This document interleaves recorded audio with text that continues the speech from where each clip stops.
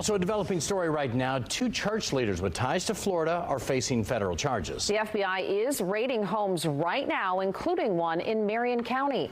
Fox 35's Chancellor Wynn is live in Ocala tonight. So, Chancellor, this is all related to forced labor claims. Yeah, Luann, in fact, they say call centers where people were working but not getting paid were taking part across the country, including right here in Ocala. I want you to take a look because this is a home inside of a gated community where a call center for the church, a Kingdom of God Global Church, was operating that call center. Now, federal agents were here for hours today raiding this home. Neighbors actually tell us that they heard loud bangs around 6:30 this morning when federal agents were first arriving here. Now, we mentioned the people inside of the call centers working and not receiving pay. They were directed by leaders of the church to collect donations and even allegedly transport women to the leader of the church. Well, now we know Michelle Brannon and David Taylor are facing federal charges. Those are the leaders of the church. The Department of Justice says the servants were allegedly told to make sure the women took Plan B emergency contraceptives.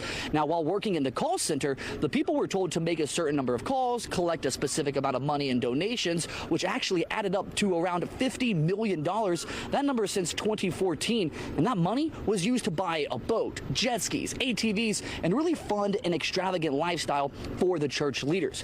We did speak to the president of the Homeowners Association for this neighborhood here in Ocala, and he says the house here was busy when they first moved in, but that was about 5 years ago, and it quickly grew quiet. The stuff I've been reading about as far as what might have been going on in these mansions around, if any of that was happening, my bet is that it was happening long ago, back when we had that weird kind of coming and going of traffic. There really hasn't been almost anything here lately. Now, as you heard him say, there really hasn't been much of anything here lately. He was unsure how many people, if any, were still living in the house, but I can tell you just moments ago, there was one young man who came out from behind that house. We tried to speak to him about the raid this morning and the accusations against the church leaders, but he simply told us no comment. Now, on top of this raid here in Ocala, there were also raids at other call centers, one in Tampa, one in Michigan, one in Texas, and another one in Missouri. But for now, reporting live in Ocala, Chancellor Wynn, Fox 35 News. Chancellor, thank you for that update tonight. Well,